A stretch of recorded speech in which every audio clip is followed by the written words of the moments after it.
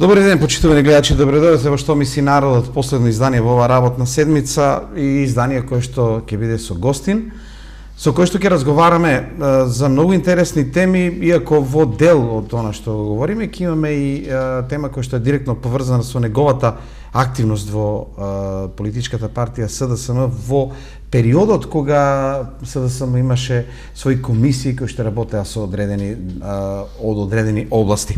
Во секој случај интересно е да разговараме, бидејќи станува збор за пратеник од Социјалдемократскиот сојуз на Македонија, носител на листата беше во изборната единица број 3 и за жал и тој како и другите пратеници од СДСМ сведок на најцрниот настан во македонската историја во парламентот на Република Македонија по оној кобен настан со исфрлувањето на пратениците, сега со обиди за физички напади.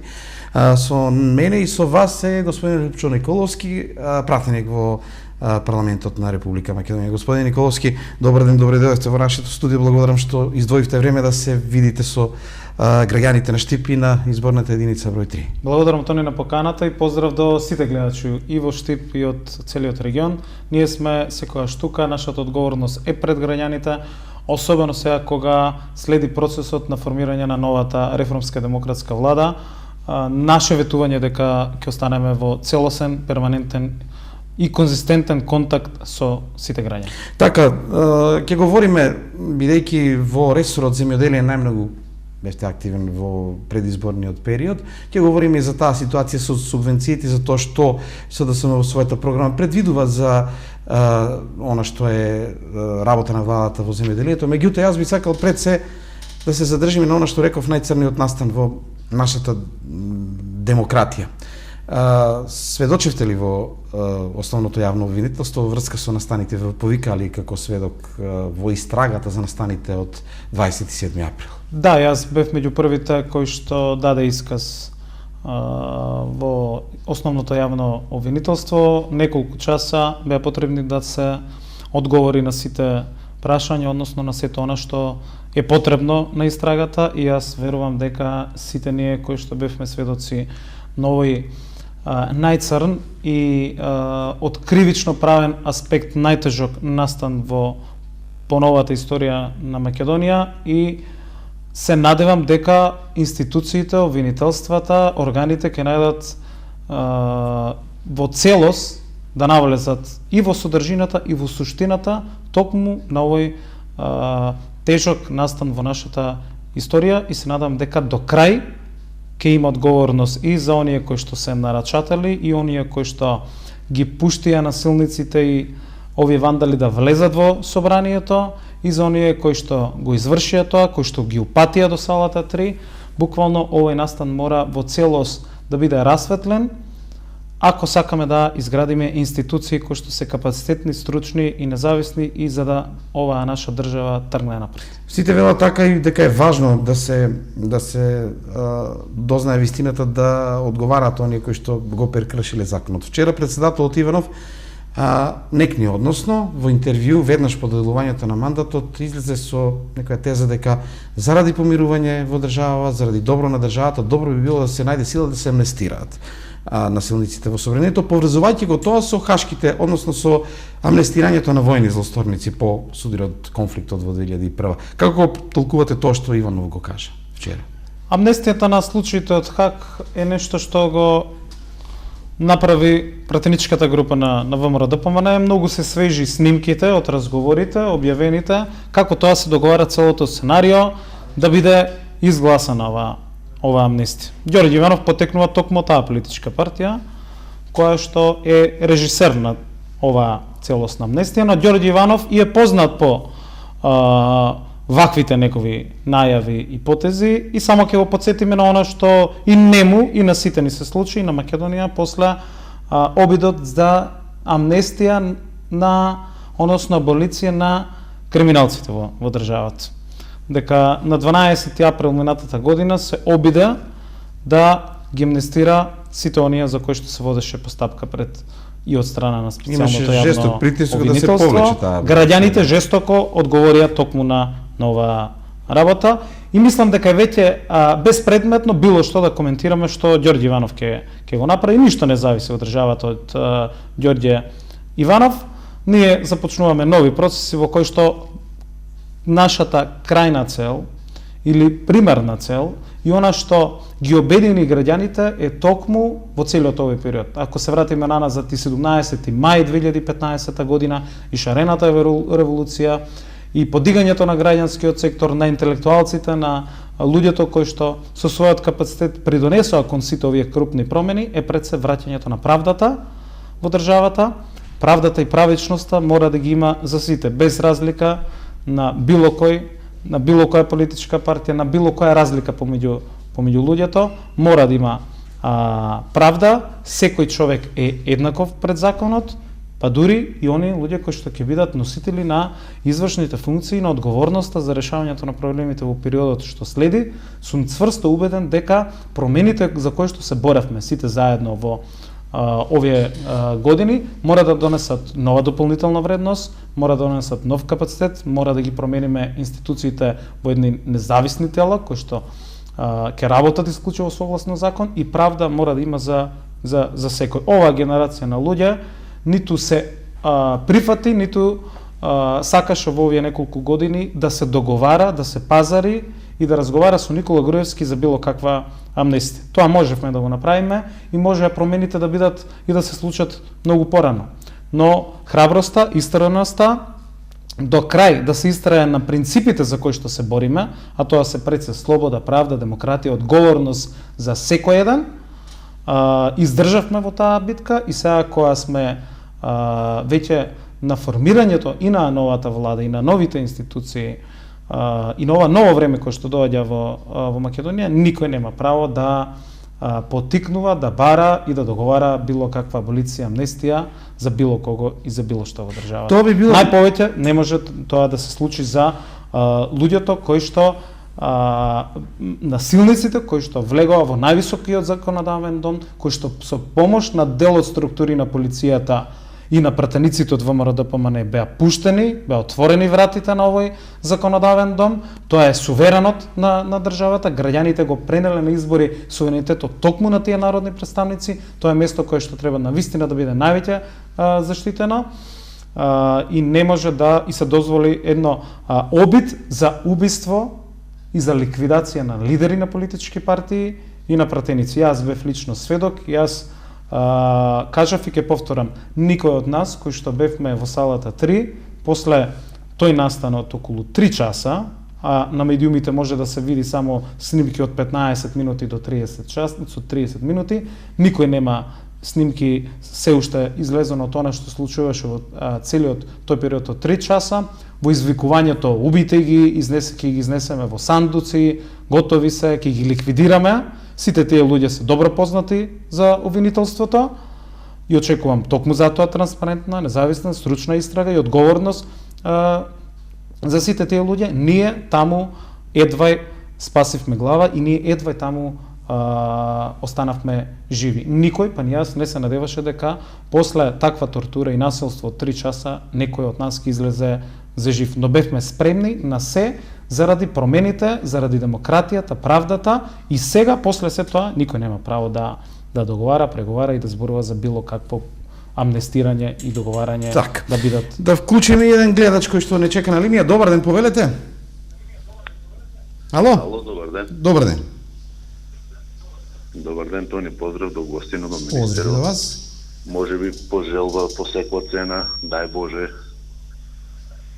Белгија ќе биде министер на сите земјоделци без разлика на мултиетничката заедница.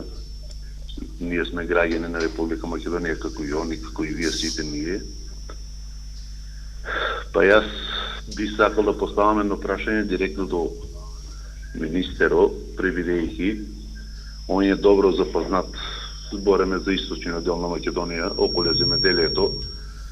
Па сега минатата влада каква остави и какво земјоделие остави, сите сме запознати и сите добро знаеме и сите гледаме, нели? Толку сме писмени, повеќе може да не сме писмени, меѓутоа за земјоделието не ни треба школа, не ни треба образование, меѓутоа ни треба малку струка и знање.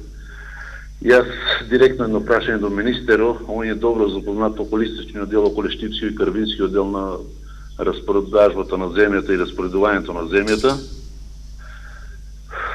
мислам дека овие последните 13 години јас секада сум покушал да земам 2 декара, 5 декара земја, меѓутоа само не јас, прибидејќи ние многу што сме такви земјоделци сакаме, меѓутоа што ги немаме условите за земјоделие, јас сакам лично него да го прашам министерот, нека обрнат и повеќе внимание сега, значи нека имат контакти, нека имат собери, да се собираме, да си ги искажуваме маките. Например, сега да речеме, ние младите земјоделци немаме могуćности, немаме средства, разбираш, а имаш мерак, сакаш да работиш земја, разбираш ли? Значи, у тај дел нека ни помага сега државата на нас.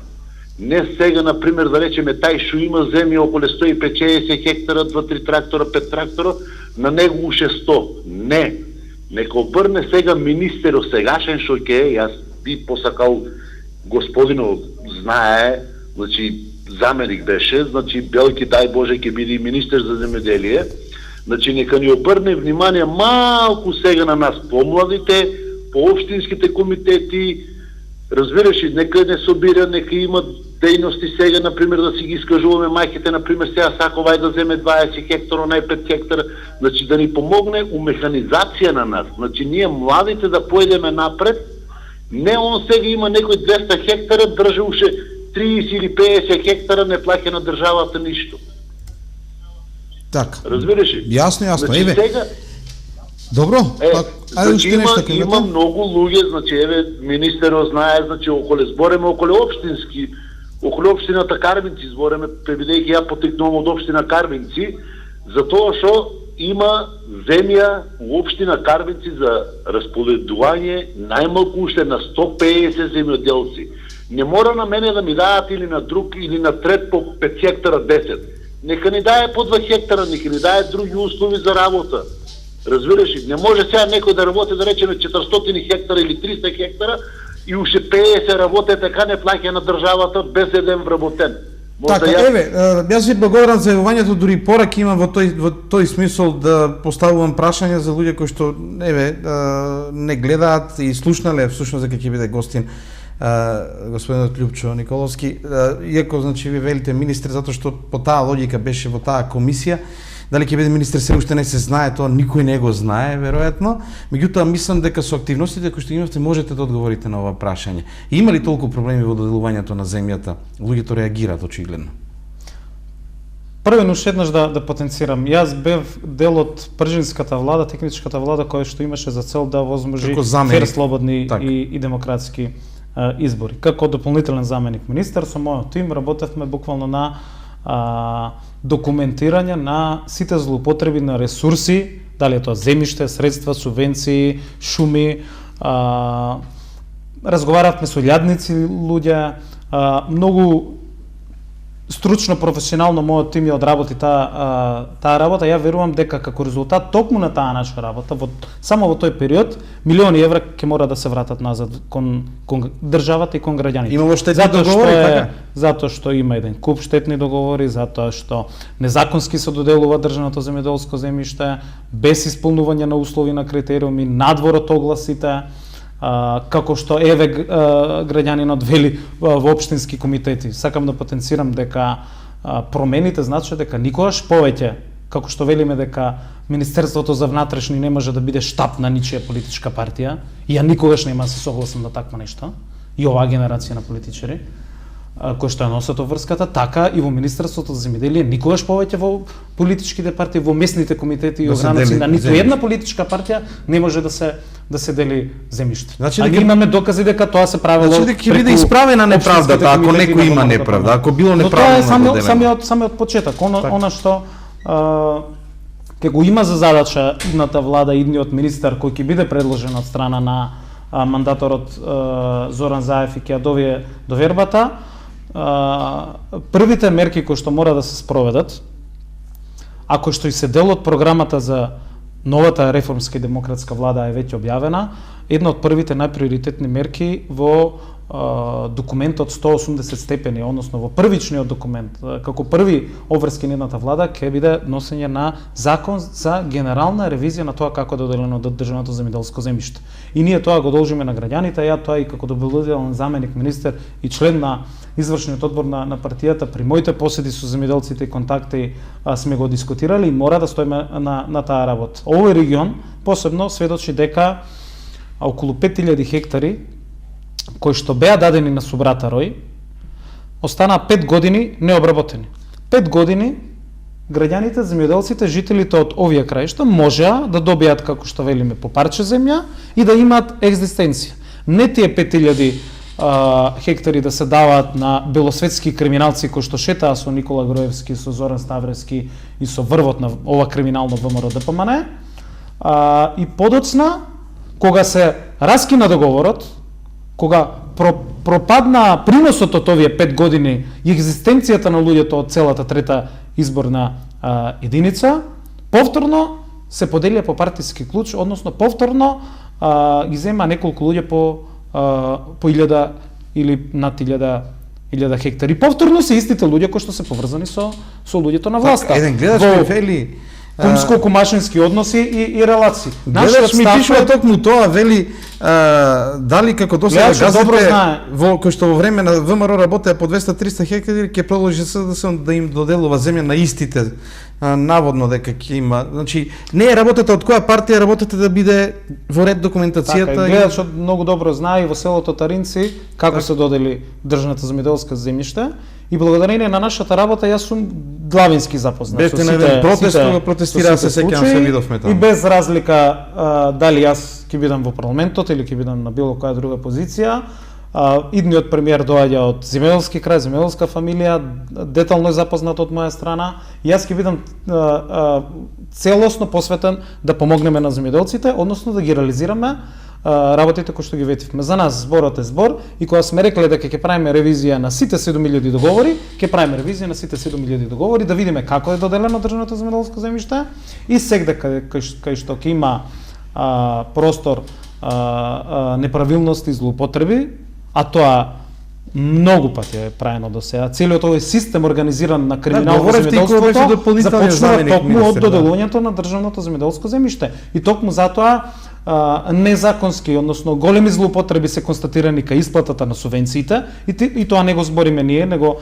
го потврдува Државниот завод за ревизија, затоа доаѓа и ревизија од Брисел сега во јуни, и тоа е кругот на криминалот во земјоделството. Токму и затоа и поразителни се показателите дека Македонија овие 10 години многу повеќе увезува храна денеска има и таа жито информација, отколку што извезува. Ако биле милијарда евра субвенциите во текот на оваа влада криминална на Никола Груевски, не може никој да се согласи дека таквите показатели ќе бидат толку поразителни. Ќе има земјоделците ќе беа задоволни, ќе има земја, ќе произведуваа, субвенциите немаше да бидат социјална мерка. Тие не се пари кои што им ги дава Груевски од джеб, им ги дава. Тие се пари кои што земјоделците ги даваат во буџетот и треба да се вратат назад, но крајниот ефект и цел ќе биде зголемено производство, зголемен квалитет и извоз на земјоделски производи надвор од Македонија, а не вакви поразителни.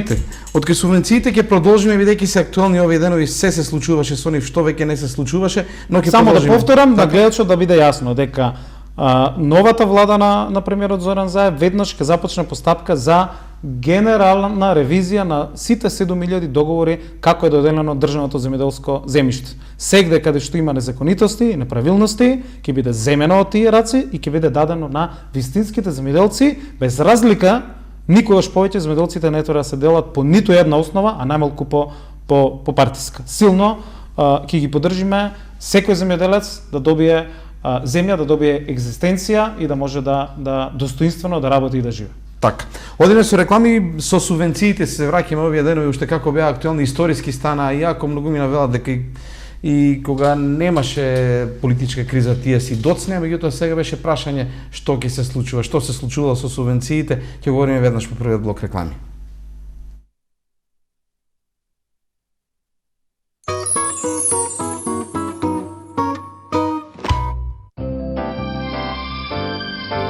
Знаете ли дека аронијата го намалува ризикот од заболување од канцер?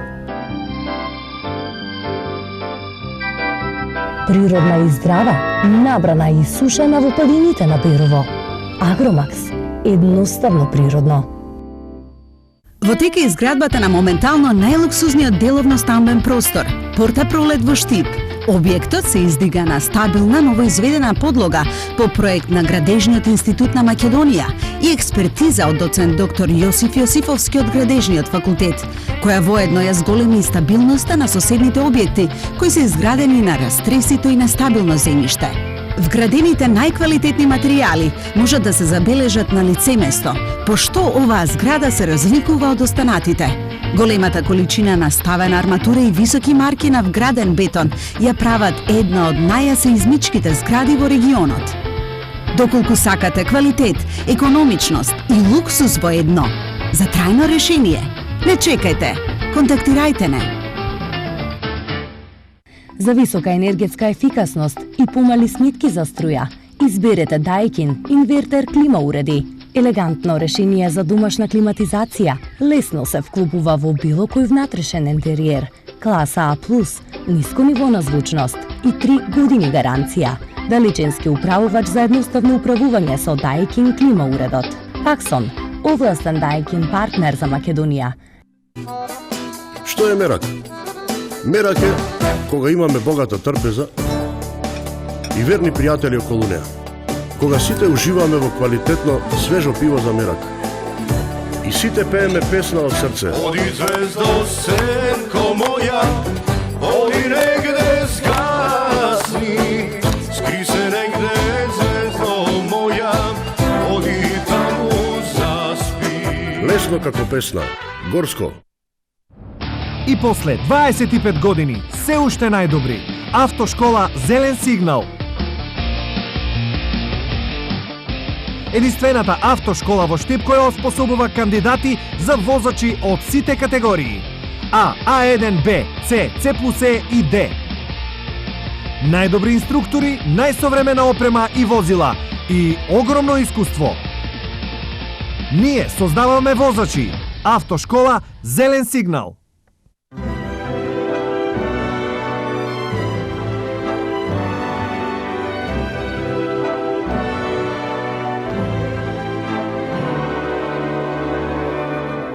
Бела, најдоброто од мајката земја.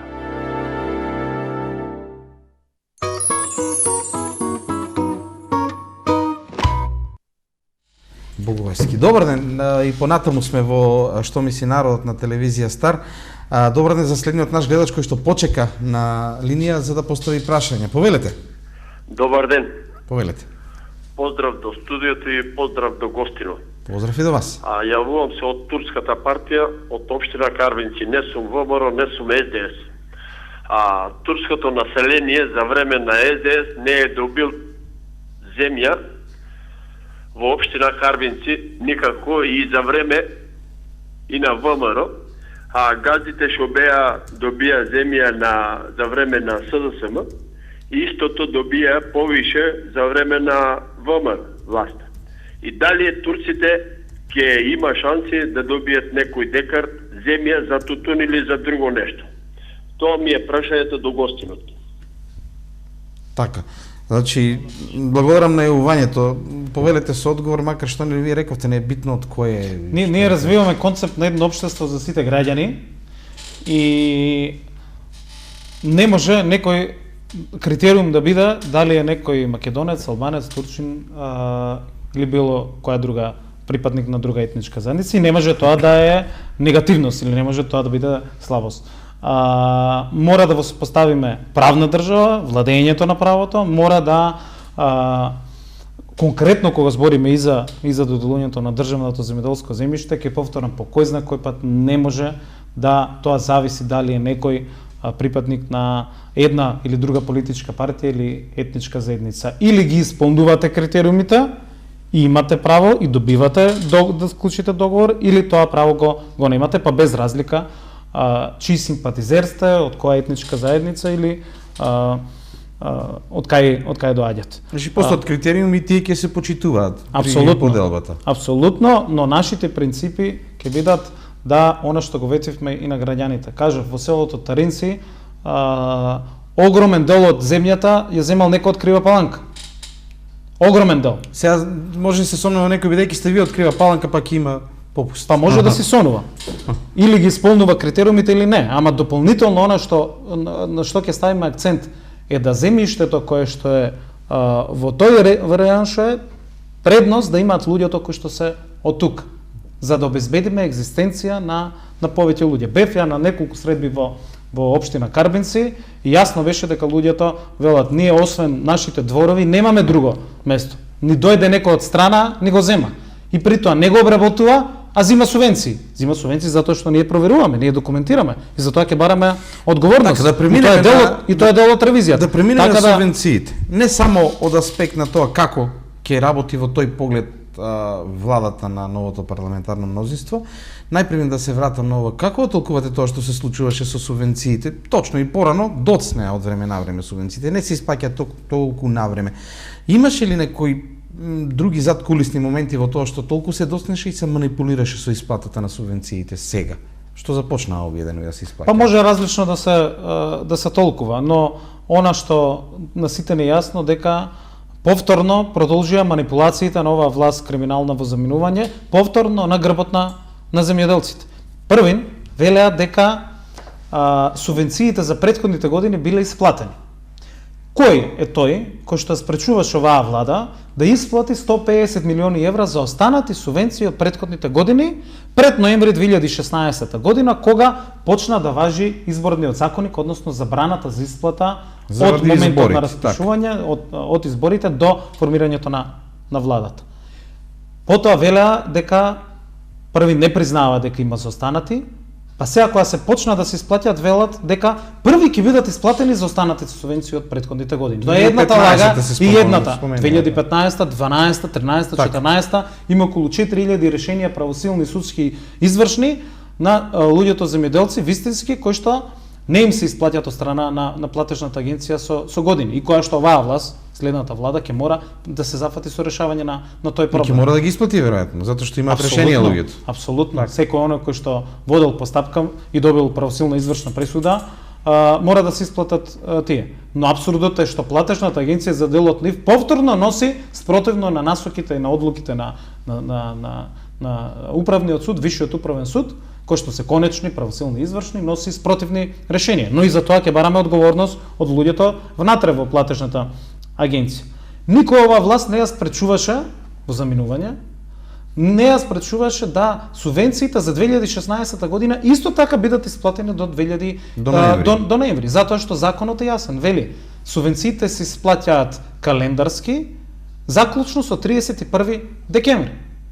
Значи, заклучно со 31 декември, во редовна постапка треба се исплатат сите 100 милиони евра кои што оваа власт ги збори. Не 100 милиони евра, они 1 евро нема исплатено до ноември. Ама при тоа и во ноември се исплаќа на фирмите и луѓето кои што се блиски на власта и тоа се милиони евра кои што беа исплатени на повеќе такви корисници. Веројатно тие пари служеа за подкуп во изборната кампања во корист на. Значи ли тоа дека немало пари во касата за субвенциите или нешто друго бил проблем, како што велите манипулирање за избори? Првата работа е што се манипулира повторно. Не може да дозволиме да постојано повторно во следните неколку месеци од ноември се до денес да се различни сценарија да добиваме изјави од страна на министерот, заменик министерот, директорот на агенцијата. Први никаде кога министерот, премиерот, владата, сите одговорни, кога кажа дека е спорен изборниот законник? Никогаш до сега. Откако почна постапката пред Уставниот суд. Така. Се велеше дека треба да се смени директорот, дека дал оставка, да положи новиот, третиот, па вториот и вториот поднесе оставка, па третиот да положи англиски јазик, па да биде запишан во централен регистар, па министерот Цветков, да потсетам дека постојано по медиумите говореше не за забраната законска, туку велеше само што не почнале. За 2 дена ќе почнат. Од понеделник ќе почнат. Од следната среда. Дали е тој искрен однос кон земјоделците? Тоа ги лажеа со месеци за да на крај констатираат дека не може ради законот. Можеше ова да биде решено многу порано или другата опција. кој исто така е заверување. Дали оваа власт, прашањето е во заминување, ова криминална власт во заминување, мислеше дека ќе има локални избори, па планот беше да не ги добиваат земјоделците субвенциите во ноември, декември, јануари, февруари, па да ги добијат пред избори. Сега кога е јасно дека ќе се донесе закон за кој што и они се сложија за одлагањето на локалните избори, сега се под таков притисок да мора да се исплаќат. Или дали одговорија дали има пари во буџетот за исплаќање на субвенции. Она што ние го велиме е редовни, навремени и зголемени субвенции. Никогаш повеќе да не се повтори ова. Да имаме јасен календар кој што ќе влезе во закон и ќе се знае кога ќе се исплаќа за тутун, кога за полоделците, кога за сточарите, кога за овоштарите и да има одговорност зошто не се исплаќаат во тие рокови. Значи, затоа што парите на земјоделците им требаат тогаш кога им се потребни. Така често реагираат дека ќе заврши ситата, новата реколта. Тогаш треба пари за инвестиции за да може да инвестира во следната реколта. Дали ова треба да го разберам како определба во програмата на новата влада дека субвенциите остануваат како форма на помагање на земјоделците? Бидејќи имаше коментари дека ќе се врати на премиите како што било порано и слично. Кој е определбата во програмата на новата влада? Субвенциите не се измислица на ВМРО ДПМН, субвенциите се наша обврска после завршување на процесот на приватизација и договорот за стабилизација и асоциација. И тоа не се пари на никој кој што ги дава од джеп, ниту Груевски, ниту Ставрески, ниту Михаил Цветков. Околу 200 милиони евра годишно земјоделците преку земјоделците се внесуваат пари во буџетот. Тие пари треба да им се вратат назад за да се инвестира во производството и со тие пари крајниот ефект да биде зголемен извоз на земјоделски производи и на храна надвор од Македонија, а тоа значи прилив на девизи во Македонија, повторно во буџетот. И токму 1/3 од буџетот на Европската унија е посветен на земјоделие. Субвенциите остануваат, тие како што кажав ќе бидат редовни. Први ќе ги решиме за останатите субвенции од неколкуте години, ќе објавиме колку е тоа и како ВМРО ДПМН ги манипулирал земјоделците.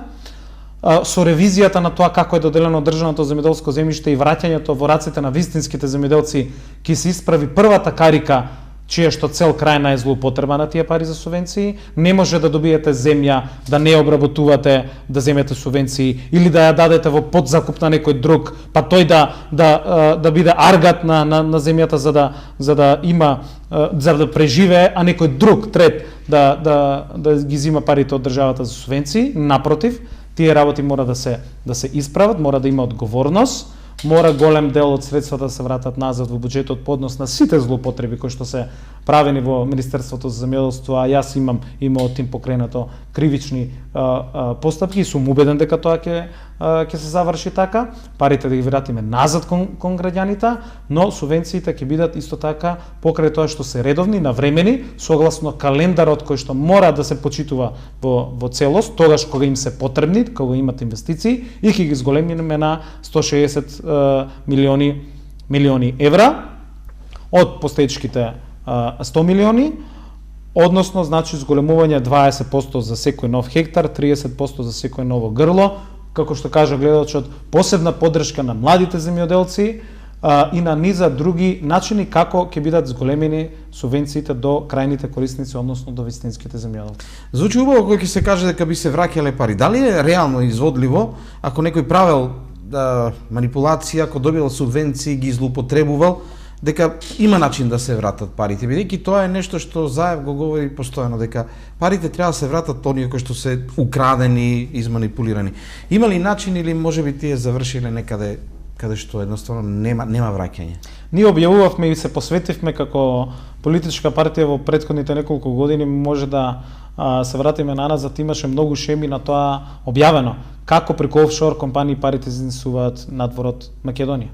И тоа е документирано. Втора работа е проектот Вестината за Македонија, тоа што го знае јавноста и што не го знае јавноста, за начинот како околу 5 до 7 милиарди евра се изнесени надвор од Македонија и затоа постојат извештаи на Светската банка и затоа постои трак. Јас сум убеден дека со многу работа, со многу чесен, одговорен, без компромисен пристап од страна на капацитетите на идната влада, на независните институции, органи и тела во Македонија, ќе почнеме таква една постапка да парите мора да се вратат назад и во Македонија и да се вратат назад кон граѓаните. Јас сум убеден дека ќе се најде начин и сила тоа да се направи, затоа што тоа ако не го направиме, ништо не сме смениле. Нашата крајна цел на целата оваа борба во неколку години е сето она што го видовме, сето она што го слушнавме од проектот Вистината за Македонија, сето она што го откривме со нашата работа во техничката влада, веќе никогаш да не се повтори и на никого на памет да не му текне дека ќе работи против интересите на граѓаните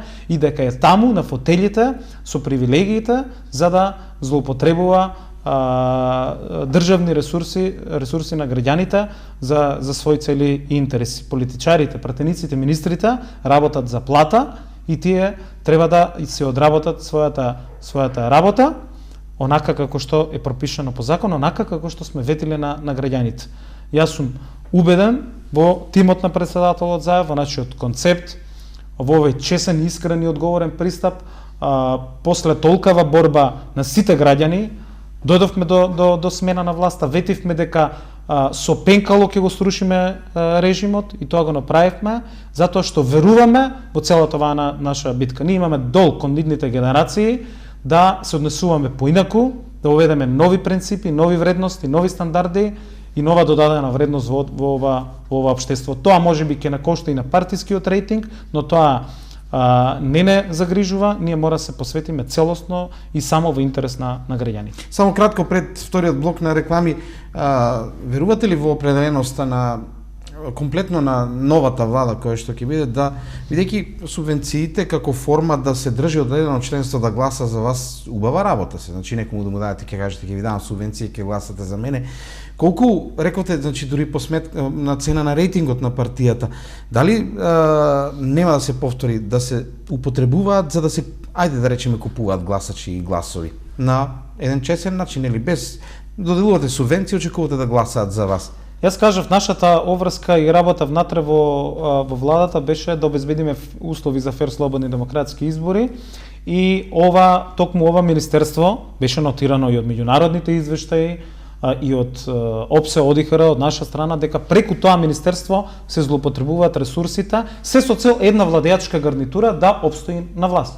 И сега велиме дека сето ова што било правено, мора да го промениме, дека целта крајна е никогаш да не се повторат некои работи. Субвенциите ќе ги има, распределба на државно земјоделско земјиште ќе има, ама тоа не сме да зависи од партиската книжка, дали се тоа луѓе кои што гласаат или не гласаат за било која политичка партија, и на крај памет на никој од нас не смее и нема да ни текне да било кој биде уценуван, подкупуван, да биде на тој начин преку субвенциите да се бара гласот на граѓаните. Јас сум убеден дека со многу работа, со многу труд, со нашата посветеност што сме спремни да ја дадеме за оваа наша Македонија, со крупните промени граѓаните сами ќе се уверат дека ова е вистинскиот пат. Сами ќе ги видат промените и сами на основа на тоа ќе ја даваат поддршката на луѓето кои што се честни, искрени, одговорни, кои што покажале тогаш кога ни била дадена шансата дека стоиме на зборот и дека секој за нас е важен. Ние дури сега ја добиваме таа можност и сум убеден дека оваа генерација на луѓе политичари до крај ќе искористи таа можност да во цело се посветиме единствено во интерес на граѓаните, а на следните избори тие ќе судат не по тоа дали добиле или не добиле субвенции, односно дали некој им дава субвенции за да добие глас, напротив, со тоа што ќе имаме слободно општество во кое што секој слободно, недвосмислено ќе излезе на изборите, ќе го даде својот глас така како што мисли дека е најдобро за него. Така. Одиме со вториот блок на реклами, па во последниот дел од емисијата во кој што ќе се тргнеме малку од земјоделието, па ќе говориме за најактуелните случувања, започна преговорите за влада, како ќе одат тие, што е најново и кои се очекувањата. Одиме со реклами.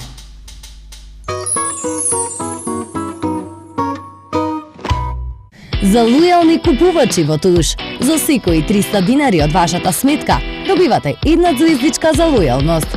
Со собрани 7 звезди, добивате можност да го земете акцијниот производ 50% поевтино. Сет пешкери 3 во 1, 349 динари. Фротир прикривка единачна, 689 динари. Фротир прикривка дупла, 899 динари. Пешкер за туширање, 339 динари. Играчка кукла бебе 60 см 899 динари. Играчка сет за голф 569 динари. Туш, каде добрите нешта чинат помалку. Здружение на возачи. Технички преглед, сервис и регистрација за комплетна доверба во вашето возило. Здружение на возачи. Зашто сигурноста нема цена.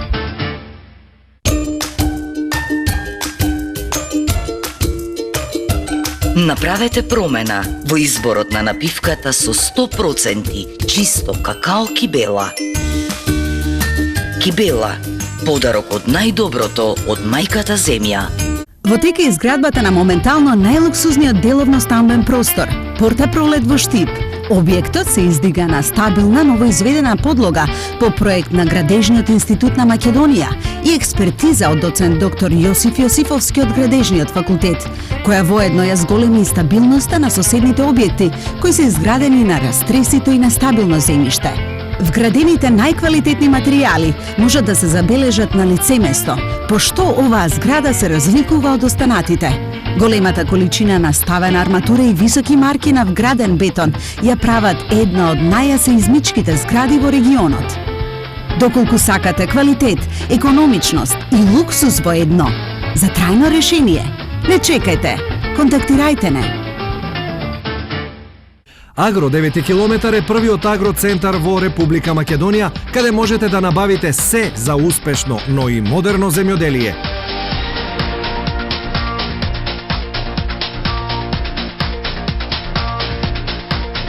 Агро 9 километар е застапник на најпознатите брендови на механизација, средства за заштита, помошни машини, масла и мазива.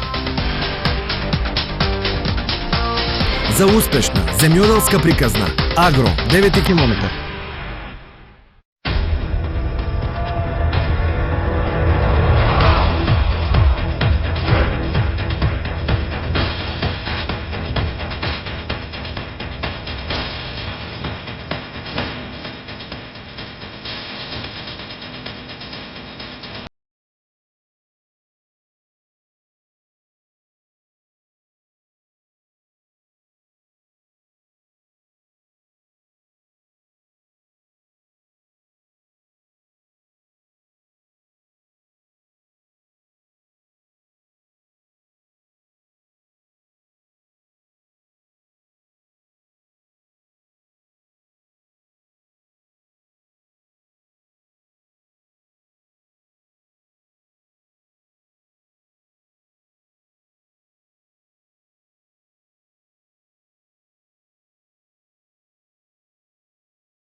Голема акција во Зендолино. Бонус течен детергент 1,1 литар 112 денари. Чисто сет политура со пумпа плюс такво рефил 118 денари. Милка чоколадо 250 грама цел лешник 109 денари. Здравје мешано сирење вакуум 1 килограм 248 денари. Спитико павлака 1 килограм 95 денари. Фа сет кутија 2016 219 денари и кравји кашкавал штека за само 289 денари. Зендолино, мислат на вас.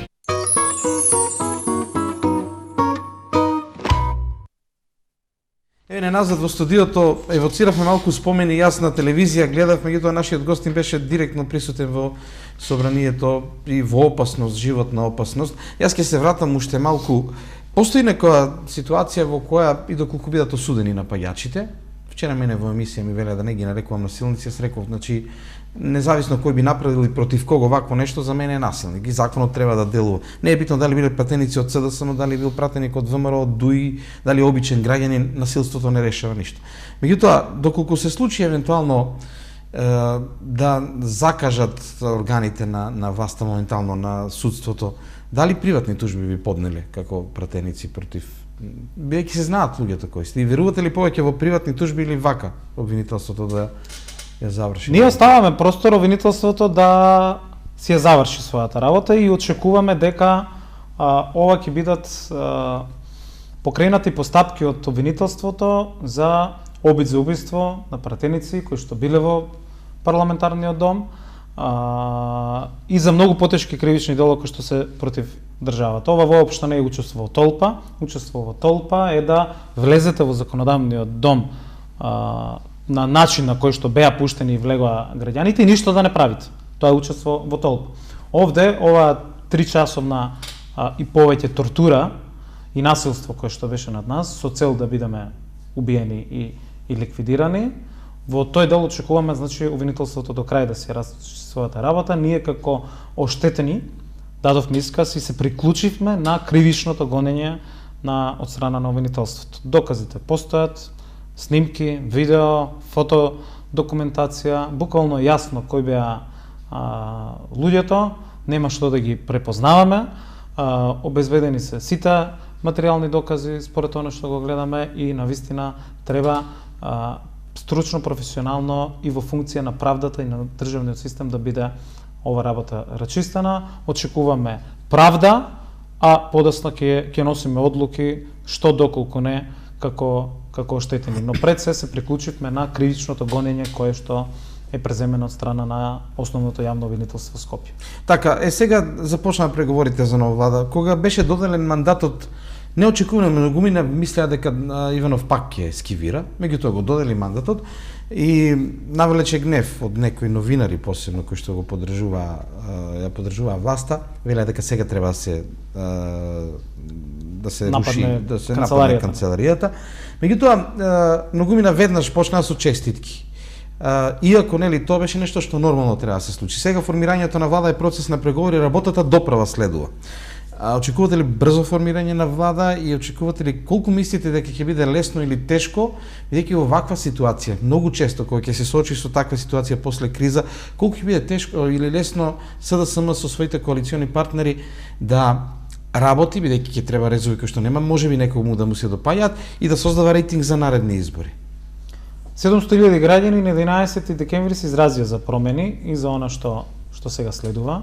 Неколку месеци ВМРО ДПМН преку криминалното раководство на партијата и преку извршителите Трајко Велјановски, пратеничката група на ВМРО ДПМН се обиде да целосно го блокира собранието, со тоа и сите институции во државата, и токму затоа нема субвенции, токму затоа беше загрозена исплатата на плати, на вработени во општините и слично, за да на крај повторно се соочат со фактите.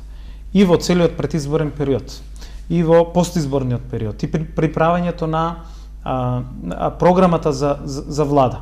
Па до добивањето на мандатот, претседателот Заев постојано ги повторуваше нашите принципи и ставови за заедничка, за унитарна Македонија, за она што се договараше како начални принципи со потенцијалните коалициони партнери и лаги за да се сокрие криминалот, за да се заштити криминалот на Никола Груевски, да се купи време. Постојано во парламентот ги слушавме лагите како е загрозена унитарноста, суверенитетот, како секаде ќе се учи албански, како ќе има казни за ако не знаете албански, како ќе има двојазични банкноти, двојазични униформи, не знам што. Напротив, ние гарантираме концепт на едно општество во кое што навистина ќе има унапредување на правата на сите етнички заедници, но ќе се штити пред се македонскиот јазик, кој што е загрозен од страна на политиките на досегашната власт. Во многу случаи. Лагите не поминаа заради заштита на криминалот и Ѓорѓе Иванов мораше да се соочи со вистината, со фактите и со аргументите. Изјавата која што претседателот Заев ли даде како гаранции е всушност дел од програмата за влада која што беше промовирана и која што јавно ја презентиравме и која што им ја дадовме на пратениците од ВМРО ДПМН. Нема ништо тука ново. Ние сите во ниту еден случај не станало збор за промена на никакви символи во државата и ние сме гарантори на тој процес, ни за промена на символите, ни за името, ни за територијалниот интегритет. Сите тие приказки за поделба на Македонија, за промена на државни символи беа од кујната на ВМРО ДПМН, а ги користеше и Ѓорѓе Иванов, се со цел да сите заеднички го заштитат криминалот на ВМРО ДПМН.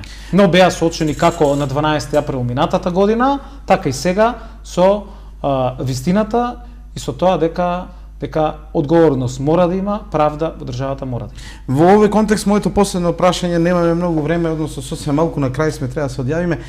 Многумина прокоментира дека премногу лесно се случи се во со доделување на мандатот и прекинување на протестите на заедничка Македонија и некако спласнување на сите тие протести и лесно помирување на ВМРО-ДПМН, кој што се обида да представи дека постигнал успех.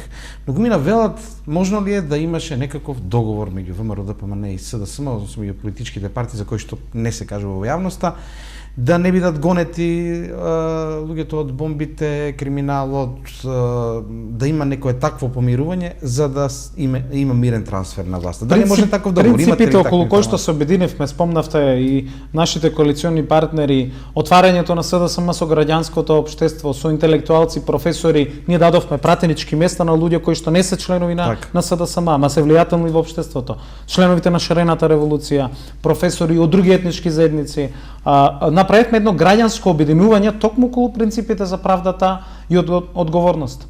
Иако имавме договор, тоа ќе се направеше многу порано, и пред бомбите и пред вистината за Македонија. Договор со Никола Груевски и амнестија, јас постојано повторувам, нема и нема да има и во ниту еден момент, во ниту еден случај. Па немаше крв да падне за да се дојде до ова. Јас сум среќен што се формира нова реформска демократска влада која што ќе работи во функција на граѓаните.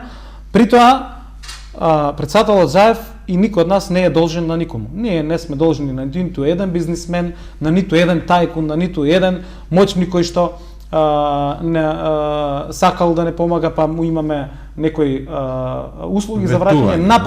Напротив, ова го направивме заедно со граѓаните, сите заедно, со ова цврста верба, истреност, верување во процесите и во одлуките кои што ги носиме, со трпението на претседателот Заев, на целиот тим и со храброста која што имавме за да ги направиме промените кои што граѓаните ги очекуваа. Знаете дека цел месец сите не притиска и бара кога ќе се избере претседателот на собранието. Никој не веруваше дека може да се случи. Постојано уверувавме, постојано најавувавме. Јас најавив на 2 дена пред тоа дека секој ден е можен изборот на претседателот. Јасно беше дека ние ќе ги преземе храбрите чекори до крај без оглед на повеќе тој ден во 14 часот најави многу јасно Заев, а после вере дека не се знае. Кажа, луѓе ние ќе избереме претседател. Ви го кршите деловникот или било каде не е битно. И јавно на пресконференција. Јасно беше дека потоа беше кажано дека не се знаело, не се очекувало. Полицијата Чавков мислам дека рече дека нема индици дека такво нешто ќе се случува. Па Чавков треба да одговара за тоа што се случи во собранието и верувам дека никогаш во Македонија нема да и се случи повторно некој сличен кадар и капацитет, но тоа е друга тема за колку минути можевме да бидеме излечени, колку полицајци, колку вода имаше кога беа Шарената револуција, каде што никакви други активности не се презима, граѓаните со граѓанската свест излегува, протестираа. Имаше околу 12 пати повеќе полиција околку што сега, кога се знаеше и се направи тоа што се направи. Но ова е едно режирано сценарие кој што никогаш повеќе не треба да и се случи на Македонија. Добро што доаѓа нова влада за која што да одговорам на прашањето. Верувам дека рокот од 20 дена ќе го скратиме на 10 за договарање заедно со коалицијата, затоа што најголем дел од работите се договорени освен кадровските прашања и дека во рамки на оние рокови кои што се во собранието, околу 3 дена да биде доставен предлогот до пратениците и 2 дена за дебата, наскоро граѓаните сум убеден дека ќе добијат нова демократска реформска влада која што ќе биде посветена единствено на граѓаните. И да дознаат вистината точно за сите случувања за кои што останаа отворени прашања. Диво населје, собранието, сега кој стои зад него, Смилковско езеро. Но за тоа Заев најави да се надеваме дека ќе дознаат граѓаните вистината. Потребни се меѓународни ревизии и ние тоа ќе го возможиме. Ако останат отворени прашања ќе нема доверба веројатно во секој случај. Благодарам многу за гостувањето. Благодарам и на вас и на гледачите. Тоа беше гостувањето во Што мисли народот на господинот Лјупчо Николовски, кој што е пратеник од Социјалдемократскиот сојуз на Македонија, беше носител на листа во изборната единица број 3 и ќе видиме дали ќе биде и министер за земјоделство како што го нарече еден од нашите гледачи. Тоа зависи од преговорите. Во секој случај слушнате одговори на прашања кои што беа поврзани и со земјоделието и со некои други области. Благодарам на соработката. Понеделник ново издание веднаш по вестите на ТВ Стар.